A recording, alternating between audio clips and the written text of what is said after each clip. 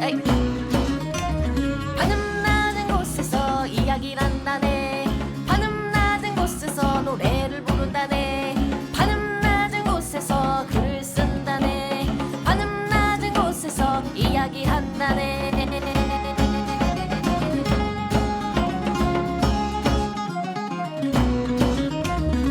자, 천원 돌파 에이플레 제 634화. 자, 오늘 예고했죠. 네. 자, 둠스데이 프린세스 장편 SF 쓰신 김영리 작가님 모시고 인터뷰 나눠보겠습니다. 와, 자, 저는 대중문화 칼럼니스트 강상준이고요. 전두입니다. 정 과장입니다. 자, 그리고 오셨습니다. 자, 김영리 작가님. 네, 안녕하세요. 좀 더 소개해 주세요. 네, 안녕하세요. 둠스데이 프린세스를 쓴 김영리입니다. 와.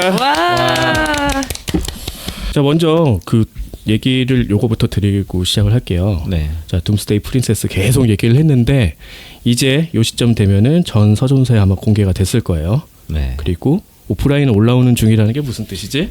왜냐하면 이제 교보문고나 이런 데는 하면 이제 지점에 뿌려지는 시간이 필요하니까 아마 지금쯤이면 이제 올라오고 있지만 안 올라간 곳도 있을 거다. 그런 의미죠. 자, 그래서 텀블벅 우리가 펀딩을 했기 때문에 펀딩 참여해 주신 분들은 이미 다 받으셨을 테고 네. 읽어보신 분도 많을 테지만 네. 이제야 더 많은 독자분들과 만나게 되기 때문에 작가님 모시고 작품 얘기도 하고 네. 또 여러 가지 얘기 들어보는 시간을 마련하고자 네. 네. 사실은 우리가 그렇게 해서 기획한 팟캐스트잖아요. 그렇죠. 근데 맨날 잘 못하고 코로나도 네. 있었고. 뭐 야불이나 털고 있고 맨날 그러다가 오늘 정말 방송다운 방송 오랜만에 또 해보려고 합니다. 네. 자, 신업 한번 읽어주시죠. 기계와 인간의 대결, 좀비 아포칼립스, 여기 맞서는 종말의 공주.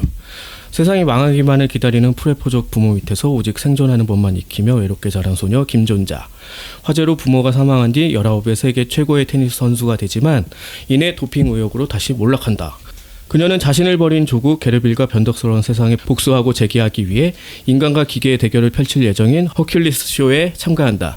그러나 쇼가 벌어지던 허큘리스 타워안은 어찌된 일인지 순식간에 좀비들로 넘쳐나는데 이기려는 인간, 먹으려는 좀비, 나가려는 기계, 환장의 트리오가 휘몰아치는 가운데 소녀는 멸망한 세상을 향해 가운데 손가락을 치켜세운다. 그래, 쇼 머스트 고온이다, 이 개자식들아. 그래서 작가님한테 뭐 아주 그냥 일반적인 질문을 드릴 테니까 멋있게 대답해 주시면 됩니다. 이렇게 부담을. 네. 일단은 그 작가 소개, 그 둠스데이 프린세스 작가 소개, 장르를 뛰어넘는 스토리텔러로 독자에게 기억되고자 매일 글을 쓴다. 이렇게 하셨어요. 그래서 정말로 매일 글 쓰시는지 저는 개인적으로 좀 궁금했거든요. 만약 정말 그렇다면 하루 단위 작업 방식이 있는지, 뭐 주간이나 월간 단위로 또 설명해 주실 수 있으면 어떠실지 해서. 정말로 매일 글을 쓰고요. 그렇게 쓴 지는 한 5, 6년 된 것 같아요. 와. 코로나 전부터 제가 좀 은행 빚이 크게 있었는데 그걸 갚자마자 이제 그때부터 나는 이제 내 인생 살 거다. 이제 글 좀 쓰자 이러고 매일 글을 쓰기 시작했고 아침 새벽에 원래 일어나서 아침에 글을 쭉 쓰고 그 다음에 오후 일정을 소화하고 이렇게 했는데 한동안 좀 괜찮아졌다 싶었는데 요즘은 다시 또 좀 잠을 좀 토막잠으로 자고 있어요. 그래서 그냥 깰 때마다 생각나면 글 쓰고 이제 또 피곤해지면 다시 자고 이런 생활을 좀 반복하고 있습니다. 네.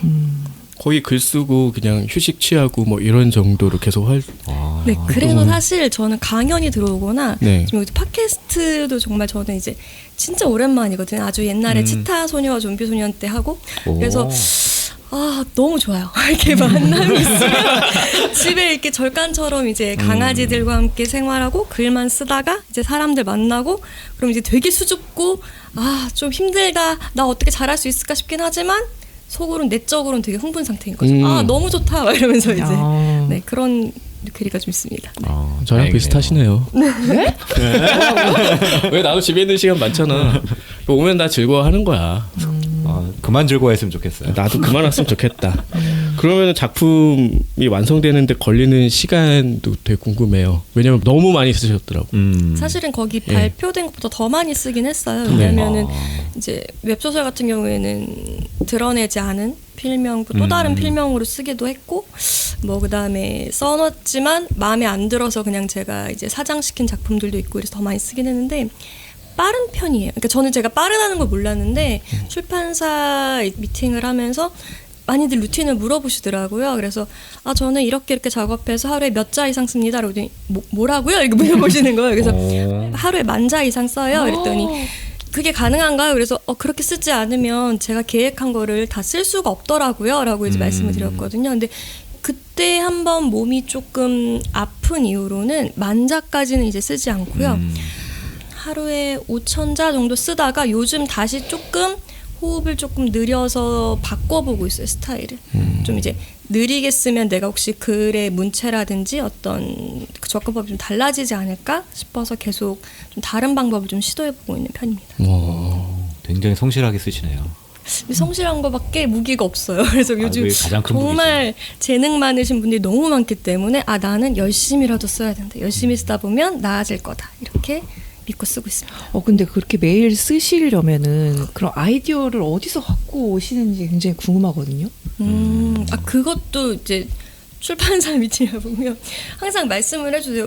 맨날 특이한 좀 소설을 쓰시는 것 같은데, 그러니까 너무 이렇게 좀 정형화되지 않고 작품마다 다르대요, 분위기가 다. 그래서 왜 그런가 했더니 그동안 못 쓴 기간들이 좀 저한테는 길었고 그때 약간 한이 있었나 봐요. 그래서 약간 지금은 그냥 뭐 보기만 하면 아이디어가 이제 떠오르는데 문제는 그게 소설로 완성되기까지 한 100개 떠오르면 하나 이제 완성되나? 그래서 다 사다가 이상하네 이러고 버리고 이건 괜찮나? 그럼 계속 이제 발전시켜 볼까? 이러고 이제 또 가고 이런 것들이 되게 많습니다. 그럼 막 동시에 여러 작품을 당연히 쓰시겠네요. 그렇게 썼었죠. 그렇게 썼다가 한 1, 2년 전에 이제 제가 이제 슈퍼루키 책 작가의 말을 좀 밝히기도 했는데 슬럼프가 좀 크게 왔고 몸도 좀 너무 안 좋아져서 조금 이제 한 작품 끝내고 그 다음 작품 들어가자라는 걸로 바뀌었죠. 네.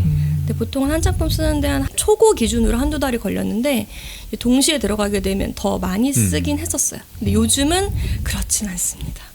네.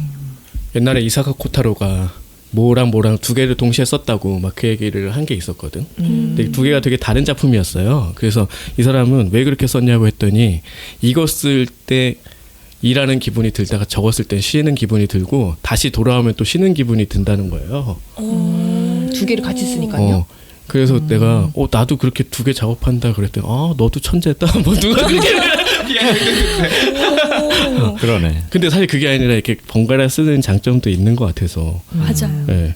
그러면 출간작 중에 가장 애착이 가는 작품이 있다면 좀 소개해 주세요. 애착이 간다는 게 참 여러 의미를 내포하고 있겠지만 저한테는 이제 저는 글을 내면 제 글을 잘 읽지 않는데 한 번씩 주기적으로 읽는 글이 하나 있어요. 그게 이제 치타 소녀와 좀비 소년인데 그 글 같은 경우에는 청소년 소설의 결에 맞지 않거든요, 전혀. 너무 아픈 이야기고 너무 슬픈 이야기라. 근데 가끔 감정이 한번 울고 싶다 이럴 때는 그냥 제 거지만 꺼내서 보고 슬프구나 이러고 이제 다시 덮고 감정 정화하고 그다음에 다음 작품 넘어가고 이럴 때가 좀 있습니다. 그게 애착이 가는 작품이라면 뭐 대표작이나 자신작 같은 경우는 조금 다른가요? 글쎄요, 저한테 대표작이 지금까지는 제 마음속 1번은 아직은 치타인 것 같아요. 근데 치타라고 할 수밖에 없는 이유가 치타 소년만큼 슬픈 이야기를 아직 쓰지 못했어요. 그러니까 이제 둠스데이 프린세스가 슬프다기보다 굉장히 경쾌한 호흡으로 뭔가 허를 찌르고 싶어서 약간 그런 재미를 주었다면 제가 이제 절대로 쓰지 못할 거라고 생각했던 영역이 저는 슬픔의 영역이었는데 그 슬픔을 제가 썼다고 생각해서 계속 그 작품으로 돌아가는 것 같아요. 내가 그거보다 뛰어넘었는가? 감정적으로 전달했는가? 여기를 계속 이제 주목하고 있는 거죠. 쓸 때마다. 저 이제 둠스데이 프린세스 얘기를 해보면 될 것 같은데 이건 어떻게 시작된 작품이에요? 아까 2개의 작품을 동시에 이제 쓰는 거 아까 이사코 고타로 작가님 너무 좋아하는 분인데 네. 그분만큼은 아니지만 사실은 이 작품 처음에 떠올렸을 때 그 키워드가 스포츠, 로봇, 좀비였어요. 이 3가지 키워드를 가지고 어떻게 내가 글을 쓸 수 있을까라고 이제 생각을 했고 그러다가 이제 막힌 거예요. 계속 트리트먼트를 해보고 뭔가 시도를 해봤다가 한 몇 달을 막혔다가 지금 이제 출간이 됐는데 슈퍼루키라는 그 배구 소설을 쓰게 됐어요. 그래서 그걸 딱 쓰고 나니까 갑자기 이상하게 전혀 다른 결의 이야기지만 다시 이걸 도전해보고 싶은 거예요. 그냥 내가 못 쓸 것 같아, 이야기가 안 나오나 봐라고 했는데 그냥 이거 조금 도전해볼 수 있지 않을까라고 해서 다시 도전을 해서 완결지은 게 이제 둠스데이 프린세스로 나오게 된 거죠. 다른 작품이 또 다른 작품에 저는 영향을 좀 많이 주는 것 같아요. 뭐 예를 들어 뭐 페니에서 다룬 로봇 이야기가 그다음 뭐 로고에 대한 이야기로 또 이어지고, 예를 들어 뭐 물건 저장 강박증의 이야기가 뭐 치타에서 있었는데 그것이 나중에 뭐 지금 제가 또 쓰고 있는 뭐 어떤 다른 작품에 또 영향을 미치기도 하고, 그러니까 계속 저는 제가 쓴 것들이 굉장히 다양한 인간 군상을 다루고 있기 때문에 거기에서 하나의 코드가 다른 이야기로 또 연결되는 것들이 있는 것 같습니다. 이사카 코타로 좋아하시니까 그거 다 엮어도 되지 않나요? 그러니까 이사카 작가는 같은 세계 안에서 그리잖아요. 그거를 어느 정도 뭐 현대이기도 하고 센다이시기도 하고 뭐 하니까 뭐 그런 방식도 한번 고려해 보셔도 재밌을 것 같긴 한데. 그러네. 네, 같은 어떤 소재들이 겹치기도 하고, 물론 둠스데이 프린세스는 이미 세계관이 다르기 때문에 안 되겠지만 뭐 그렇습니다. 지금 말씀하신 거에 이제 이 작품을 스포츠 로봇 좀비로 잡았다고 네. 하셨잖아요. 네. 그러니까 이거를 각각 다른 뭐 장르 소설들은 많은데 이렇게 엮고 플러스 또 김존자라는 강렬한 캐릭터 덕분에 굉장히 좀 유니크하게 느껴졌거든요. 네. 그럼 작가님이 생각하시는 이 작품만의 차별점은 뭐라고 생각하세요? 존재죠. 아, 왜냐하면 스포츠 로봇 좀비라는 키워드만 가지고 이야기를 엮으려고 했을 때는 네. 너무 산발적이고 이게 뭘 얘기하는 건지도 모르겠고, 처음엔 로봇을 주인공으로 삼아야 되는 게 별 생각이 다 들었거든요. 근데 결국 제가 슈퍼 루키에서 영향을 받은 건 딱 한 가지였어요. 스포츠인이 이렇게 열정적으로 혼과 열을 다해서 내가 경기에 이렇게 쏟아붓는데, 만약에 이제 슈퍼 루키 청소년소설이니까 그것이 잘 극복이 되었지만 그것이 만약에 외부 세계에 의해서 좌절이 된다면 이 주인공은 어떤 포텐셜을 갖고 있을까? 그리고 그것이 어떤 제한된 공간인 탑이라는 공간에서 로봇과 좀비와 이것이 얽히게 되면 이 존재가 얼마나 힘들까? 이제 거기서부터 모든 이야기가 출발하게 된 것 같습니다. 그래서 진짜 초고가 기억이 나지 않을 만큼 한 2% 남겨놓고 다 바꾼 것 같아요. 보통 제가 20%만 남겨놓고 새로 쓰는 편인데 그게 아니라 얘는 그냥 정말 키워드만 남겨놓고 다시 새로 완전히 쓴 것 같습니다. 그 책을 아직 안 읽으신 분들은 김존자에 대해서 잘 모를 테니까 그렇죠. 조금 더 부연해서 설명해 주시면 좋을 것 같아요. 그러니까 어떻게 창조했는지 뭐 이런 얘기도 재밌지만 뭐 그런 얘기들 포함해서 제가 이게 참 이게 안타까운 점이, 작가님들 중에는 자신의 작품을 너무 맛깔나게 재밌게 얘기해 주면 많은데 저는 그래서는 참 열심히 제가 성실하게 여러 번 퇴고를 하면서 가능한데 존재를 어떻게 설명해야 될지 모르겠어요. 그럼 제가 먼저 좀 정리해서 말씀드리면 네. 조금 도움이 네. 되지 않을까 싶어요. 네가 쓰셨어요? 김존자는 그러니까 생존, 뭐 스포츠, 쇼, 뭐 탈출 등을 두루 경험하면서 그 자신만의 방식으로 이렇게 살아가는 캐릭터라고 생각을 했어요.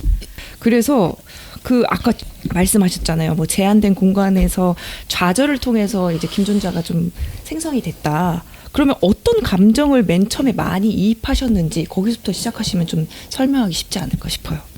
캐릭터를 만들 때 어떤 점을 특히 중요하게 봤다. 더 어렵게 됐나? 제가 어떤 의도성을 가지고 쓰기보다는 일단 존자라는 이름이 왜 그런지 모르겠는데 그냥 갑자기 떠올랐고, 저는 이제 제가 이름이 김영리다 보니까 어렸을 때 놀림 너무 많이 받았거든요. 너는 바보다, 멍청이다, 뭐 영리하지 않은 애, 이렇게 재밌게 아이들이 그냥 불렀는데 그러니까 존자라는 이름에서부터 얘는 모든 게 이제 탄생을 하기 시작한 거죠. 부모님이 이제 가스라이팅처럼 너는 생존해야 돼라는 어떤 그 이념이라든지 가치관을 심어줬는데 그것이 모든 게 이제 흔들리고 깨지기 시작하면서 이 주인공이 어떤 삶을 택할 것인가, 이렇게 흘러가기 시작한 것 같아요. 그래서 아마 이 존자라는 캐릭터는 어떤 감정보다는 사실은 그 첫 번째 나왔던 그 이름, 나는 김존자다, 뭐 살아있을 존의 뭐 놈잡, 이거에서부터 출발을 한 것 같습니다. 모든 이야기가. 약간 이름 들어보면은 인터넷에서 그 존잘이라고 많이들 얘기하잖아요. 그래서 혹시 그런 것도 약간 염두에 두셨나? 그 생각을 했었거든요. 오, 그래서 저는 굉장히 생각 못했어요. 예. 저만의 생각이었군요. 네. 그 외에도 다른 캐릭터들 이름이 재밌어가지고 뭐 김덕배라든지 수트가이라든지 이런 애들 보면은 딱 이름을 들으면 대충 약간 얘가 캐릭터가 떠올려져요. 그래서 뭐 이런 독특한 이름들을 이렇게 구상하는 게 좀 어떻게 구상하시나 그런 것도 좀 궁금하긴 하더라고요. 혹시 뭐 이렇게 본인만의 어떤 작법 뭐 그런 게 있을까요? 캐릭터 이름을 짓는? 사실은 특별한 작법은 뭐 방법은 없고요. 그냥 이름이 막혔을 때는 제가 참 별로 전화번호부에 사람이 없지만 네. 사람들 이름을 쭉 봐요. 그러면서 이제 자음도 보고 모음도 보고 성도 보고 중간에 이름도 보고 하다가 이제 그러다가 여러 가지 이름을 붙여보고 바꿔보고 또 이제 하는 거죠. 수트가이 같은 경우에 처음부터 아예 이름이 떠오르지가 않았어요. 그냥 수트가이로 해놓고 이름 한번 지어보자라고 나중에 생각해 봤는데 수트가이를 이길 만한 이름이 없는 그냥 얘는 수트가이인 거예요. 이 둠스데이 프린세스 요 내용 안에서는 그래서 이 캐릭터는 수트가이로 충분하구나라고 생각을 했습니다. 그렇죠. 그 느낌이 있더라고요. 약간 좀 예의 바르지만 나 악당이다 그런 느낌이 확 드는. 그래서 적을 때는 몰랐는데 그 사이에 오징어 게임 2가 이제 공개했어요. 공유 씨를 보고 너무 심장이 뛰는 거예요. 그래서 저분이 바로 그런 수트가의 전형이구나. 딱 수트가 딱 어울리는데 나이스하지만 사실은 그 속은 약간 뭔가 뒤틀린 게 있는 광기가 있는. 그래서 너무 멋있다 공유님 이러고 한 번도 반항했어요. 그러네요. 영상화되면 캐스팅 필수이도. 네. 네, 또 망상을 또 돌리면서 또 행복하는 거죠 또. 구울이라는 캐릭터도 그 정할 때 이 구울은 어떻게 정하셨을지 궁금하거든요. 당연히 그 9일이겠죠. 좀비를 대체하는. 네. 이거는 너무 아마 편집하셔야 될 것 같은데 너무 엉뚱해서 제가 해리포터 광팬이거든요. 그러니까 광팬이란 말이 좀 부끄러우면 그냥 좋아한다 이제 이 정도인데 해리포터의 이제 론이었나? 자기 집에 자기를 대신해서 구울을 이렇게 자기처럼 해놓고 헤르미온느랑 해리랑 모험을 떠나는 장면이 있어요. 근데 그때 그냥 딱 한 장면이고 스쳐가는 장면인데 구울이 계속 눈에 들어오는 거예요. 근데 그게 벌써 한 15년 전이거든요. 계속 언젠가는 구울이라는 이름으로 글을 쓰고 싶다. 근데 뭔지를 모르겠는 거예요. 그래서 구울 계속 이러고 있다가 기회를 못 잡다가 여기서 딱 너가 구울을 해야겠다 이러고 이제 캐릭터를 준 거죠. 그래서 재밌네요. 제가 처음 쓴 치타소녀 좀비소녀는 사실 제목이 그렇게 되어 있을 뿐이지 전혀 좀비에 관한 내용이 아니거든요. 근데 그러니까 좀비에 관한 내용은 제가 이 작품을 처음 쓴 건데 그러다 보니까 더더욱 더 무조건 여기 구울은 나와야 된다 약간 이게 있었던 것 같아요. 네. 말 나온 김에 뭐 평소 즐겨보는 다른 작품들도 좀 소개해 주세요. 장르물이라든지 뭐. 네, 왠지 구울 하는 순간 사실은 그쪽 과다라는 생각, 그쪽 과 우리 과다라는 생각이 들긴 했는데 뭐 해리포터 얘기도 나왔으니까. 근데 저는 이제 다양한 걸 많이 보려고 노력하는데 뭔가 하나를 꼽기에는 여러 개 꼽아주세요. 그냥 재미있게 봤던 거를 얘기하자면 일단 왕자의 게임을 당연히 좋아하고요. 그 후속작 하우스 오브 드래곤 그거랑 최근에는 이제 뭐 영상화 된다고 알려져 있는데 포스윙이랑 이제 아이언 플레임으로 이어지는 그 용이 나오면서 여자 주인공이 판타지 세계에 있는 시리즈물이 있어요. 근데 제가 이때까지 읽은 작가님들 중에 가장 잘 쓰시는 거예요. 그 장르물 중에. 그래서 이분은 약간 필력이 진짜 어나더 레벨이구나 이러면서 읽는 분이 있는데 그 작품 요즘 되게 재밌게 읽고 있고 뭐 좀비물 관련해서는 당연히 워킹데드 너무 팬이고요. 그 외에도 사실은 도쿄굴도 보긴 했어요. 근데 그러니까 일본류의 그 간니발도 보고 여러 가지를 막 보긴 했는데 진격의 거인도 보고 저는 사실 좀비물 중에서는 워킹데드가 제일 좋은 것 같긴 해요. 이상하게 그 좀비물을 보고 있으면 약간 슬퍼지는데 따뜻해지면서 자꾸 저를 상상하게 되더라고요. 내가 저 세계에 있었다면 나는 어떻게 살았을까? 이게 자꾸 상상이 돼서 워킹데드를 가장 좋아하는 편입니다. 만화나 애니메이션도 그러면 많이 보시는 편이에요? 좋아하고 노력하고 있으나 부족합니다. 네. 보통 부족하다고 말씀을 하시는 아니, 분이 제일 왜냐면- 오타쿠예요. 나는 아니다 아직까지는 막 이런 거. 난 덕후 아니야. 난 라이트해 뭐 이런 경우. 아직 그 덕후가 되기엔 너무 많이 부족해서 근데 보려고 노력하고 추천받으면 벌려는 놓고 있는데 정말 세상에는 너무 재밌는 게 많아서 그렇죠. 따라가기도 힘든 것 같아요. 맞아요. 다 보기엔 힘들고. 그러니까 요즘에 OTT 때문에 1화만 보고 그냥 하차하는 거 너무 많잖아요. 그러니까 이게 창작물의 되게 숙명이긴 한데 몇백 년이 달라붙어가지고 몇 개월, 뭐 1년 뭐 이렇게 작업을 했을 거 아니야. 근데 우리는 2시간 보거나 1편 보고 하차하고 막 이렇게 됐고. 아니면 요약본 보고 요즘. 유튜브 요약. 맞아요. 책도 마찬가지죠. 당연히 작가분이 쓰시는 시간 엄청나게 길 텐데 그걸 또 만들고 뭐 하는 시간도 길지만 읽는 사람 몇 시간 뭐 이렇게 된단 말이지. 뭐 최근에 본 뭐 만화나 애니메이션 재밌게 보신 거 있으면 소개해 주세요. 만화나 애니메이션이요? 왜냐면 저희 청취자들이 좋아하는 분야라. 전 그래서 이게 너무 조심스러운 게 예. 너무들 잘 알고 계시겠지만 전 진격의 거인 너무 좋았거든요. 근데 이제 유튜브로 자꾸 제가 진격의 거인 찾아보다 보니까 알고리즘에 떠요. 근데 그걸 이제 리뷰해 주신 분들이 많은데 너무 수준급이신 거예요. 그리고 저는 놓쳤던 부분들이 너무나도 많은 거예요. 그 복선들이 난 도대체 뭘 본 거지? 나는 재밌게 봤다고 생각했는데 이렇게 많은 복선들이 있었나? 이러면서 근데 진격의 거인은 이제 제가 지금 일이 조금 있어서 못 봤는데 한두 달 안에 다시 정주행해야겠다. 왜냐하면 이렇게 놓친 부분이 많은데 나는 본 게 맞는 것인가 과연 그런 게 생각이 들어서 다시 정주행을 해야 될 것 같습니다. 우리 진격의 거인 때문에 히타 갔다 온 거 아니었어요? 아니 얼마 전에 같이 여행 갔다 왔는데 그 일본에 큐슈에 히타라는 데가 있거든요. 근데 가기 전에 분명히 알았던 것 같긴 한데 거기가 진격의 거인 작가 이사야마 하지메 고향에 있더라고요. 그래서 거의 모든 데에 다 진격의 거인을 찾아볼 수 있는 그런 동네여가지고. 근데 그럴만해요. 근데 저는 그 작가님을 존경할 만한 점이 너무너무 많지만 그게 참 연재 기간이 길잖아요. 근데 1화에 그 복선을 심어두고 그걸 끈기 있게 기다렸다가 풀어내시는 그 능력이 저는 저라면 똑같은 아이디어가 설사 떠올랐다 하더라도 성격이 급해서 절대 못했을 것 같거든요. 그래서 근데 그건 본인의 작품에 대한 애정과 확신과 어떤 그 세계관이 완벽하게 구축되어 있었기 때문에 가능한 것 같아요. 구축이라는 단어가 또 다른 단어가 떠오르긴 하는데 그래서 저는 정말 존경하는 것 같아요. 그분 진짜 대단하신 것 같아요. 뭐 만화 장르만의 정말 특징일 수도 있고요. 그러니까 막 몇십 년 하는 거는 만화 말고 없잖아 거의. 그렇죠. 소설은 흔치 않고요. 그리고 끊기는 경우도 많은데 만화는 연재라는 방식으로 계속 되기도 하고 주간 연재 얼마나 힘들어요. 매주 그렇게 쓴다는 거. 아무튼 그래서 그 만화는 진짜 심어놓은 것들이 언젠가 발견됐을 때 그 쾌감이 또 남다른 것 같기도 해요.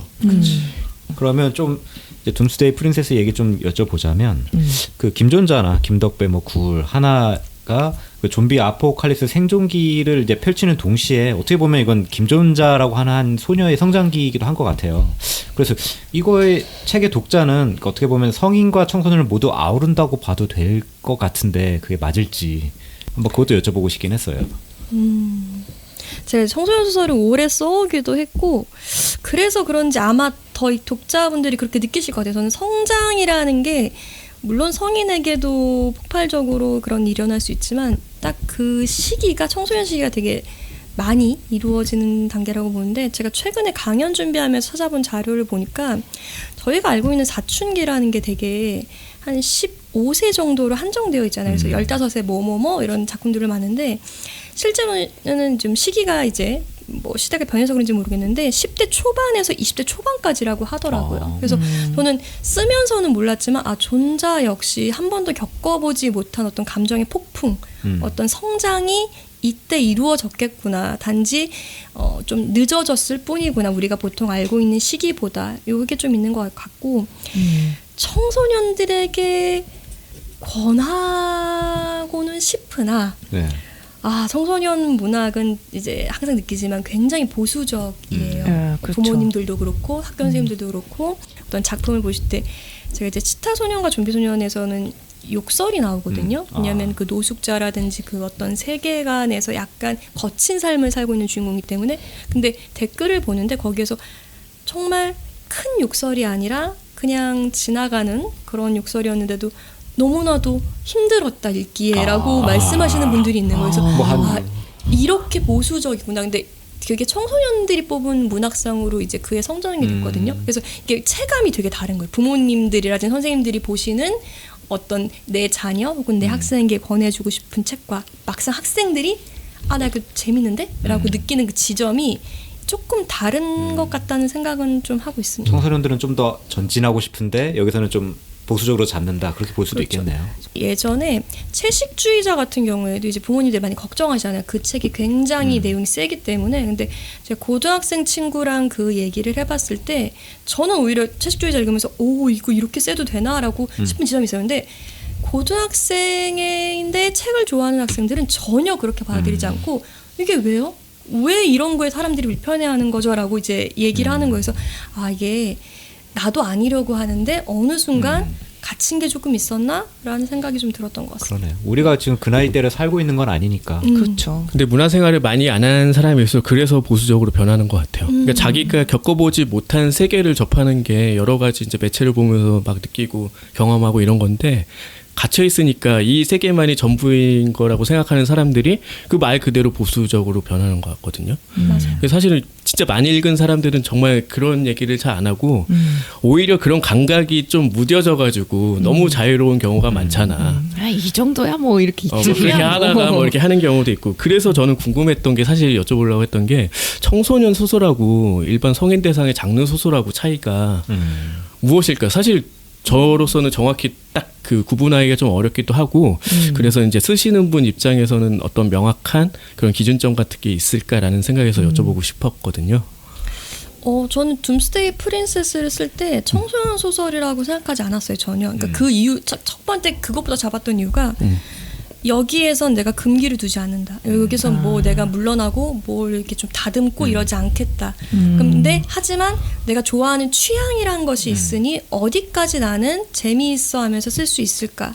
제가 확실히 쓸 때 뭐 읽어보시면 아시겠지만 고어한 느낌은 없어요. 근데 여기에서 뭔가 누가 읽을 때 불편할 수 있으니까 이 용어는 빼야지, 이 단어는 순화시켜야지, 이 옷차림이 이래선 안 되지라는 검열이 없었다는 거죠. 그게 약간 차이점이 아닐까 싶습니다. 정말 청소년소설을 이제 작업할 때는 최근에는 이제 동화 관련해서도 출판사랑 작업했는데 정말 세밀하게 들어가요. 단어 하나하나 이거는 조금 오해의 여지가 있다라는 것부터 시작해가지고 굉장히 세밀하게 들어가기 때문에 완전히 결이 좀 다른 것 같습니다. 그래서 약간 이거 할 때는 전 재밌었어요. 솔직히 약간의 봉이 내지. 나 이제 좀 풀리고 있나? 이제 시작되고 있나? 약간 이러면서 재밌게 썼던 것 같습니다. 약간 규제가 풀린 그런 느낌이겠네요. 그러니까 약간 청소년 소설은 그러면은 이게 한계가 있어야 된다라고 이렇게 받아들여도 될까요? 뭐 용어라든지 그런 것. 그러니까 한계를 짚고 쓰는 소설과 그렇지 않은 소설 이런 차이로 받아들이신다고 저는 지금 느껴가지고. 저는 그 한계가 그러니까 용어를 바꾸자면 울타리로 볼 것 같아요. 그러니까 울타리가 있는 소설이에요. 분명 청소년 소설은. 근데 그 울타리 안에서도 작가님들 보면 충분히 재미를 줄 수 있거든요.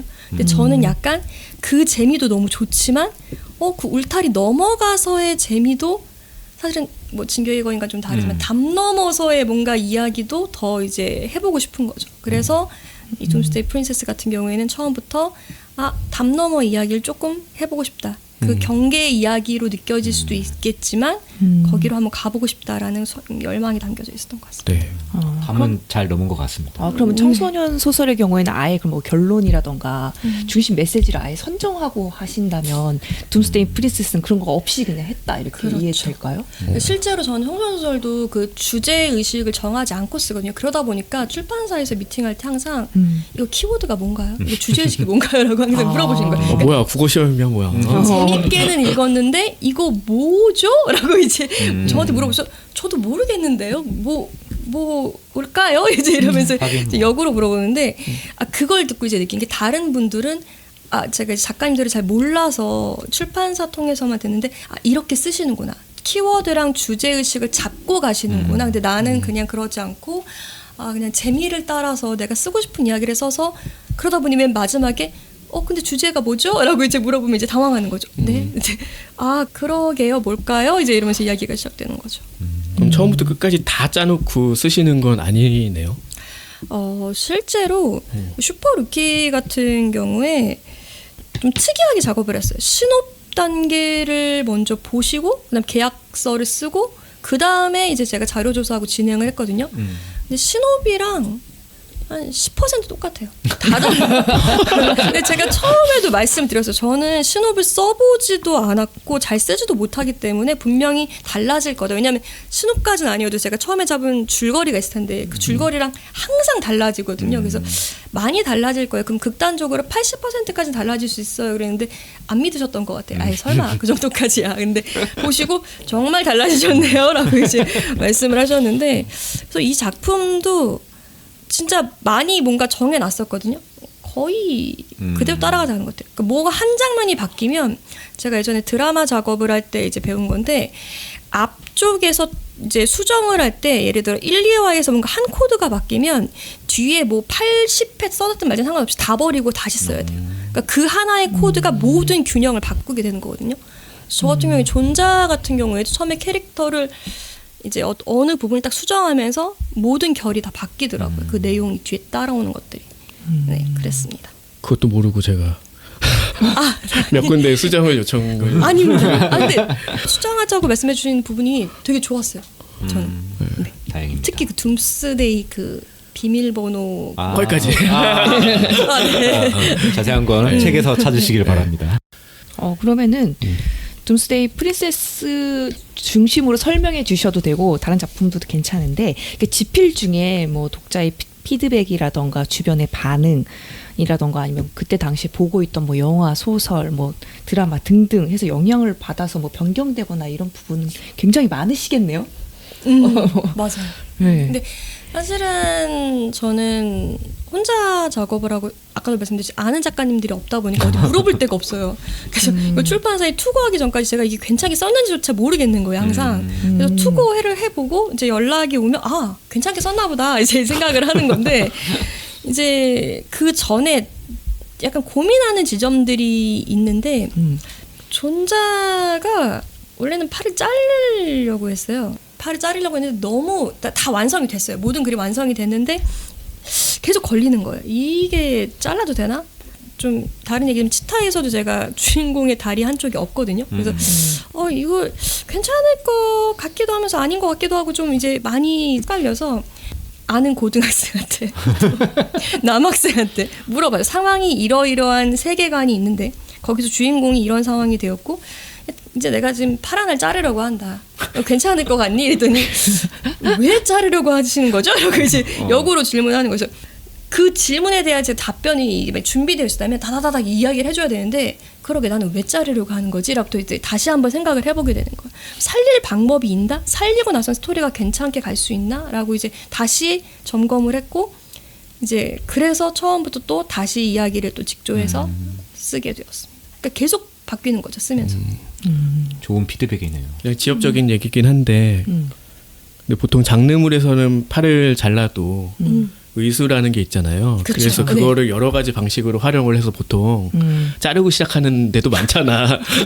뭐 베르세르크도 그렇고 강철의 연금술사도 그렇고. 강철의 연금술사 그렇죠. 다 그런 식이라. 퓨리오사도 있고. 그걸 만약에 그렇게 했다면 저라면은 예. 자르세요 이랬을 것 같은 느낌이었는데 코딩이 아니라서 분사가 이제 달면 되지 뭐 더 좋은 걸로 막 그러니까 그래서 제가 로봇을 그 키워드에 넣은 거였거든요. 그러니까 거기 안에 그 시스템이 층마다 뭔가 설정이 되어 있잖아요. 거기서 뭔가 빨리 착장을 하고 저는 이렇게 빠른 호흡을 좋아하기 때문에 나와서 그냥 이제 싸우기 시작하는 게 어떨까라고 생각을 했는데 잘라야 될 수도 있으나 여기선 아니다 이 타이밍에 아직 이 주인공이 겪어야 될 서사가 이렇게 있는데 특히 덕배의 뒤에 죽음이 크게 다가오려면 여기서 팔이 잘리는 게 과연 맞는가라는 의문이 들기 시작한 거죠. 그건 이제. 맞네요. 네, 그래서 저는 이게 필요성 너무 좋아하기 때문에 맞아요. 팔 자르는 것에 그래서 더 거부감이 없었나 봐. 아 역시 많이 보신 분은 다르시군요. 네. 저는 제가 왜 그렇게 좋아하는지도 몰랐네요. 팔은 보통 많이 자르니까 뭐 이렇게 얘기하니까 되게 이상하다. 고등학생이 아니야.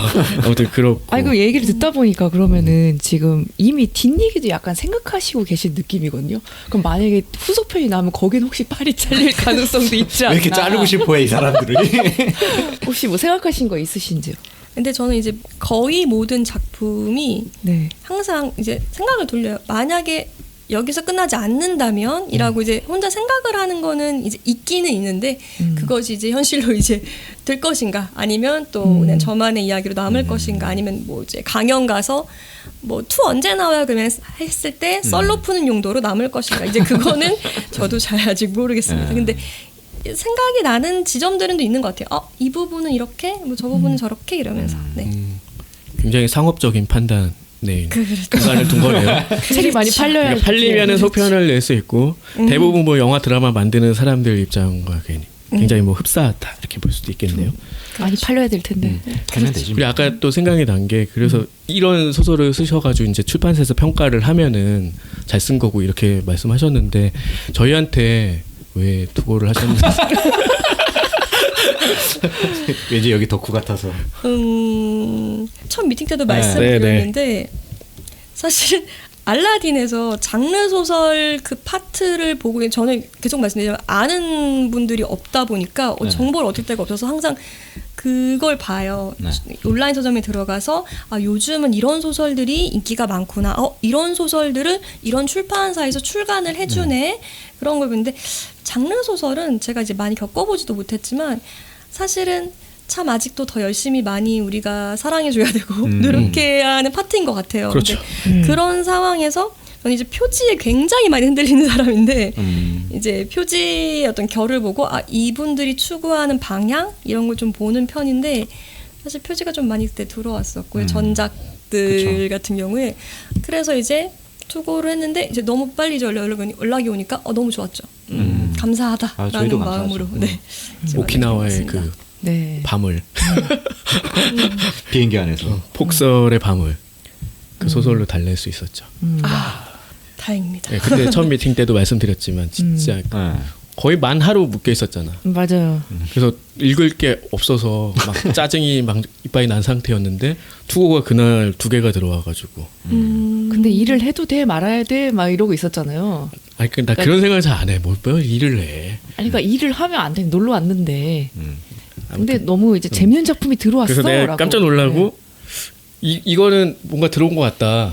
그러면 이제 다 돌려봤죠. 그래서 참 운명적이었다. 아까 웹소설도 쓰고 계신다고 하신 거예요? 아니면은 써본 적이 있다고 하신 거예요? 썼었고 네. 지금은 종이책류로 좀 요즘은 쓰고 있고요. 네. 내년쯤에 한번 써볼까 계획은 했다가 다시 또 접었다가 했다가 접었다가 그냥 이게 너무 웹소설을 써본 다음에 제가 뭘 느꼈냐면 웹소설 작가님들 너무 존경한다. 진짜 이걸 어떻게 쓰시지? 이렇게 긴 저 같은 경우에는 좀 준비 기간이 공모전이라 좀 있었기 때문에 그래도 어느 정도 분량을 가지고 들어갔고 다 완결이 된 상태에서 이제 오픈을 한 건데 이거를 라이브로 쓰시는 분들은 도대체 어떻게 천재적인 능력을 가지고 쓰시는 거지라고 이제 감탄하면서 이제 보다 보니까 엄두가 사실 안 나요. 그 작업이 얼마나 한번 들어가면 힘든지를 아니까 쓰고는 싶으나 나의 능력도 아직 요만큼 부족한 것 같고 한번 시작하면 이제 달리는 차에서 내릴 수가 없는 거죠 이제. 그래서 계속 기차표 샀다가 다시 환불했다가 샀다가 환불했다가 지금 이런 상태입니다. 네. 앞으로 혹시 쓰고 싶은 작품이나 현재 쓰고 있는 작품 있다면은 약간 좀 궁극적으로 쓰고 싶은 작품이 있다면 또 어떤 건지도 궁금하고요. 궁극적으로 쓰고 싶다는 작품을 생각해보지 않았지만 이제 그냥 단기적으로 올해 하반기에는 또 어떤 작품을 써야 될까라고 생각을 해봤을 때 이렇게 시도해보지 않은 걸 좀 써보고 싶다라는 생각이 많이 들어요. 근데 그런 것 중에 하나가 제가 몰랐는데 저는 장편만 계속 냈더라고요. 그래서 뭐 동화를 비롯해서 단편도 없고 중편도 없어요. 그래서 나는 왜 이런 단편이나 뭐 초단편이나 중편이 없지? 아, 이런 걸 한번 좀 써봐야겠다라는 생각이 들어서 요즘 계속 아이디어를 찾고 있습니다. 그 장르적으로는 또 새로운 장르 뭐 생각하고 계신, 염두하고 계신 뭐 그런 것도 있을까요? 아직 안 해본 거. 안 해본 거. 네. 아니면 해본 거를 이렇게 뭐 융합해도. 스릴러 써보고 싶어요. 이제 처음에도 그때 미팅 때 말씀드렸는데 네. 궁극적인 목표는 저는 스릴러가 가미된 SF든 판타지든 뭐 로맨스든 그 스릴러가 저는 제 기준으로는 정말 작가가 머리가 좋아야 쓸 수 있는 작품이라고 생각을 해요. 왜냐면 이게 드라마 때도 그랬지만 딱딱 모든 게 들어맞아야 돼요. 한 군데도 이제 허술한 곳이 있으면 독자님들이나 이제 시청자분들은 이게 뭐야 하면서 그 몰입이 깨져버리는 게 가장 쉬운 게 스릴러라고 생각을 하거든요. 그래서 저는 스릴러 장르를 제가 쓰기까지 아직 내공이 부족하고 그래서 그거를 위해서 더 많은 작품을 일단은 쓰고 해야 될 것 같다라고 생각을 하고 있습니다. 그게 약간 궁극적인 작품이 될 수도 있겠네요. 잘 모르겠지만. 그럴 수도 있겠죠. 예. 근데 너무 어려운 것 같아요. 스릴러는 읽기에는 너무 즐겁고 그쵸. 보기에도 재밌는데 네. 집중하는 건 어려운 것 같아요. 장르적으로도 뭐 SF든 호러든 엮일 수 있는 게 굉장히 많으니까. 그렇죠. 그러니까 미스터리라는 거는 이제는 장르로 보기보다는 약간 구조라든지 형식 이런 걸로 본다면은 사실 거기서 서사의 재미가 제일 많이 나온다고 저는 생각을 하거든요. 그러니까 그거를 짜 나가는 거를 어느 순간 보다 보면은 저 같은 사람은 창작물에 대해서 뭐 생각도 안 하는 게 이제 감탄하고 이렇게 잘 쓰는 사람인데 내가 왜 써? 괜히 뭐 먹칠하는 거지. 뭐 이렇게 생각하는 경우도 많이 있어서 확실히 재미있는 장르인 것 같긴 해요. 네. 자, 그러면은 마지막으로 뭐 좀 뻔한 질문일 수도 있는데 이제 둠스데이 프린세스 요걸 읽은 독자들이 이제 앞으로 읽을 독자들까지 포함해서 읽을 독자들이 이 책에서 이제 읽고 무엇을 좀 얻어갔으면 좋겠는지 혹시 이제 작가님 입장에서 아니야, 우린 팔아야 되는 입장에서 어떤 독자분들이 읽어주셨으면 좋겠는지 어떤 점으로 소구할 수 있는지를 말씀해 주시면 더 좋을 것 같아요. 그러네, 그것도 좋네. 재미있는 거 읽고 싶을 때 골라주셨으면 좋겠습니다. 저는 처음에도 말씀드렸지만 뭐 주제의식이나 이런 건 잘 모르겠고 재미있게 썼고 쓸 때도 재밌었고 저도 읽으면서 재밌다라고 느꼈기 때문에 독자분들도 같이 이거 괜찮은데 재밌는데 라고 느껴주시면 저는 충분히 감사할 것 같습니다. 제가 감히 좀 첨언하자면은 이런 작품이 많지 않다. 아예 없다고는 말씀 못 드리겠지만 많지 않기 때문에 정말 재미있는 이런 소재의 작품 꼭 좀 선택해서 읽어봐 주셨으면 좋겠습니다. 네. 네. 늘 제가 말씀드리지만 재밌습니다. 제가 뭐 자세히 설명은 못 하겠고. 진짜 단숨에 읽을 수 있는 소설이었어요. 저는 편집하면서 뭐 10번 이상 읽어서 감히 말씀드리지만 재밌다. 재미없으면 나한테 뭐라고 해라. 주소 찍어주나요? 자, 뭐 길다면 길고 짧다면 짧은 시간 네. 말씀 나눠봤는데 네. 인터뷰 이렇게 마쳐보고 네. 다음 저희가 어제 뭐 봤어? 78번째 편인데 네. 요 편에서도 김영리 작가님 뭐 함께 보셨는지 한번 엿보도록 하겠습니다. 예. 자, 그럼 맞춰볼까요? 네. A보다 반은 낮은 곳에 숨어있는 대중문화의 모든 것 천원 돌파. A 플랫!